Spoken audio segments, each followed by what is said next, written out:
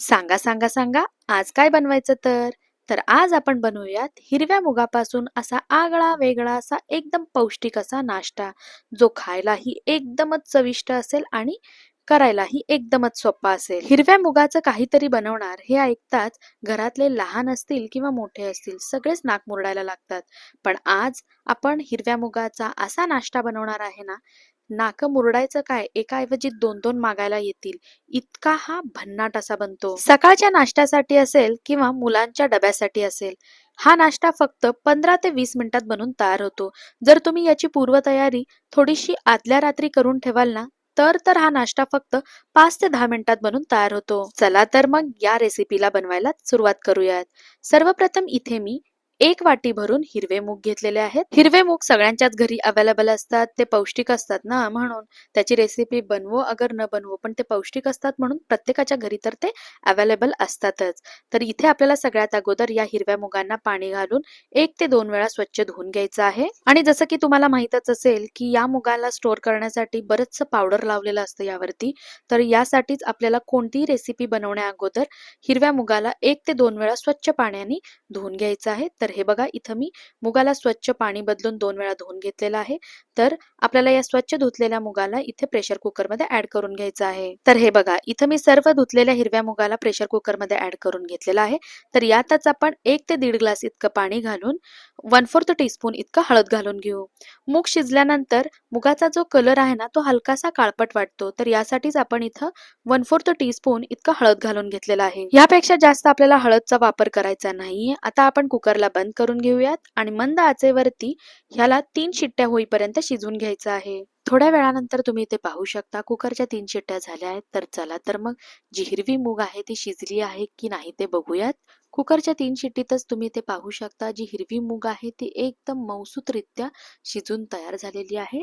इथे तुम्ही बघू शकता मी मुगाला हलक्या हाताने जरी प्रेस करते तरी जे मूग आहे ते एकदमच स्मॅश होतंय. याचा अर्थ जे मूग आहे ते एकदम व्यवस्थितरित्या शिजलेलं आहे. शिजवलेल्या हिरव्या मुगाला मी इथे एका मिक्सिंग बोल मध्ये काढून घेतलंय. तर यातच आपण 1.5 वाटी एवढं गव्हाचं पीठ ऍड करूया. गव्हाच्या पिठामुळं पदार्थाला एक छान असं बाइंडिंग मिळतं. गव्हाचं पीठ ऍड केल्यानंतर याच्यातच आपण 2 टेबलस्पून इतपत बेसन ऍड करून घेऊयात. बेसनमुळे पदार्थाला एक छान अशी चव येते, त्यासाठी मी इथे 2 टेबलस्पून भरून बेसन ऍड केलेलं आहे. पदार्थाला एकदम मऊसूत बनवण्यासाठी इथे मी गाजराचा वापर केलेला आहे. तर 2 टेबलस्पून इतपत गाजर किसून आपल्याला याच्यात ऍड करून घ्यायचं आहे. याचबरोबर एक मोठ्या साईजच्या कांद्याला एकदम बारीक चॉप करून इथे आपण याच्यात ऍड करून घेऊया. तसं मी यात फक्त गाजराचाच वापर केलेला आहे. जर तुम्हाला आणखीन कोणत्या भाज्या आवडत असतील ना, तर तुम्ही तुमच्या आवडीनुसार यात भाज्या घालू शकता. याचबरोबर 1 टीस्पून एकदम बारीक कुटलेलं लसूण, 1.5 टीस्पून धणे पावडर, हाफ टीस्पून इतकं अजवाईन, याचबरोबर 2 टीस्पून इतकं लाल तिखट पावडर. तिखटाचं जे प्रमाण आहे तुम्ही तुमच्या आवडीनुसार कमी जास्त करू शकता. लाल तिखटऐवजी तुम्ही हिरव्या मिरचीचा वापर सुद्धा इथे करू शकता. चवीनुसार मीठ आणि भरपूर अशी एकदम बारीक चिरलेली कोथिंबीर आता आपण याच्यात घालून घेऊयात. तसं मला कोथिंबीर फार आवडतं, त्यामुळे मी सर्व पदार्थांमध्ये कोथिंबीरचा वापर भरभरून करते. सगळे पदार्थ याच्यात ऍड केल्यानंतर आता आपण ह्याला 1 ते 2 मिनिटांसाठी छान असं मिक्स करून घेऊयात. हिरव्या मुगाला आपण शिजवून यामध्ये ऍड केला आहे, त्यामुळे हिरव्या मुगामध्ये बरंचसं मॉइश्चर ऑलरेडी असतं. त्यामुळे आपल्याला यात थोडंसंही पाणी न घालता याला व्यवस्थितरित्या एकदा मिक्स करून घ्यायचं आहे. 3 ते 4 मिनिटांनंतर तुम्ही इथे पाहू शकता मी सर्व पदार्थांना व्यवस्थित असं मिक्स करून घेतलंय. पण आता याची कन्सिस्टन्सी जी आहे ती खूप घट्ट दिसतीये.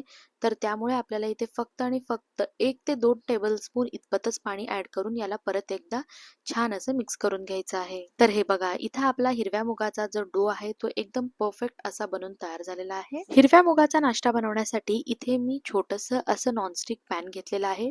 जर तुमच्याकडे नॉनस्टिक पॅन नसेल ना, तर तुमच्या घरात जो कोणता पॅन अवेलेबल आहे त्यात तुम्ही हा नाश्ता बनवू शकता.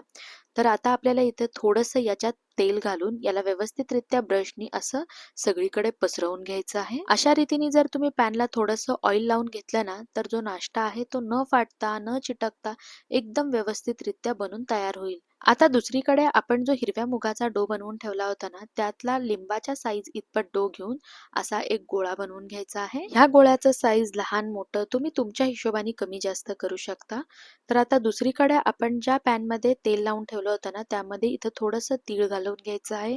ज्याने जो नाश्ता आहे ना, तो दिसायलाही एकदम सुरेख दिसेल आणि खायलाही एकदमच भन्नाट लागेल. ह्यानंतर आपण जो हिरव्या मुगाच्या डोचा गोळा बनवून घेतला आहे ना, त्याला असं कढईमध्ये ठेवून जसं आपण थालीपीठला थापून घेतो ना, तसं आपल्याला हाताला थोडंसं पाणी लावून याला ही थापून घ्यायचं आहे. तसं तुम्ही कढई गॅसवर चढवून सुद्धा थालीपीठ पॅनमध्ये थापून घेऊ शकता, पण थोडीशी मला तिथे घाई होते म्हणून मी तुम्हाला असं इथं सेपरेटली दाखवत आहे. थोड्या वेळानंतर तुम्ही ते पाहू शकता मी डोला काहीसं असं थापून घेतलेलं आहे.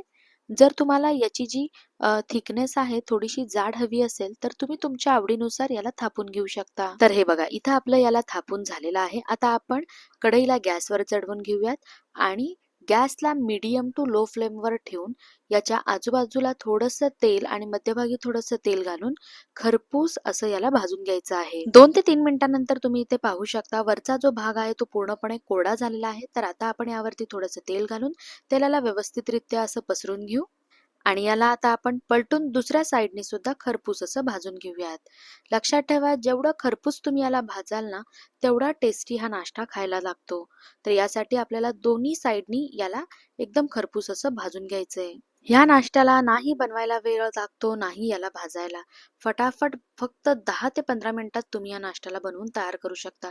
अगदी गडबडीच्या वेळी जरी बनवायचा म्हटला ना, तरी हा एकदम पटकन बनून तयार होतो. फक्त हिरव्या मुगाला शिजवायची जी प्रोसिजर आहे ना, ती तुम्हाला थोडीशी अगोदर करून ठेवावी लागेल. तर तुम्ही सुद्धा एकदा तरी माझ्या रीतीने अशा पौष्टिक आणि टेस्टी अशा हिरव्या मुगाच्या या नाश्त्याला तुमच्या घरी एकदा नक्की करून बघा.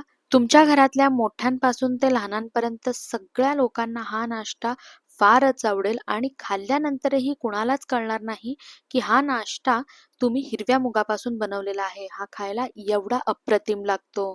आणि जर का तुम्हाला माझी ही रेसिपी आवडली असेल ना, तर माझ्या या व्हिडिओला लाईक, शेअर, सबस्क्राईब नक्की करा. बाय.